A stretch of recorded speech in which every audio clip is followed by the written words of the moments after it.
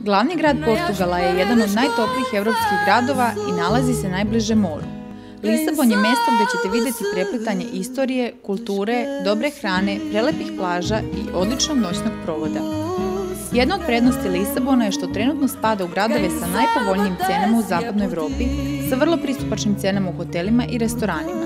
Retko kad će vam vreme pokvariti obilazak grada, bilo da se šetate ili koristite gradski prevoz, koji je i više nego povoljan, a tu se pored autobusa misli i na podzemne vozove, tramvaje i gradske žičare.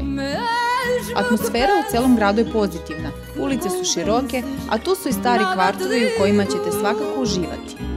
Lisabon se prostire preko 7 brda, ali se većina dešavanja događa u okrugu Baixa, u regiji Tejo, glavnoj oblasti za šoping i biznis. Dok šetate velikim gradskim bulevarima, izaberite restoran gde ćete ručati, nećete se pokajati koji god da uđete.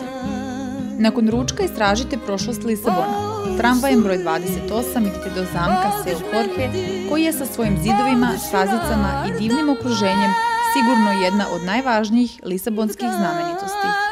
Nakon toga prošetajte se Alfama, ulicama koje se nalaze iza zamka, pogledajte katedralu Se i obiđite neki od primamljivih restorana za večeru.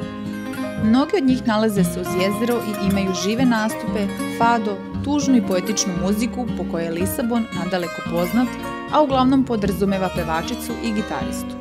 Mesta pored Lisabona, Eštorila i Kaškaiša su prava mesta ukoliko želite da iskombinujete sunčanje i kupanje sa kulturnim dešavanjima i razgledanjem znamenitosti.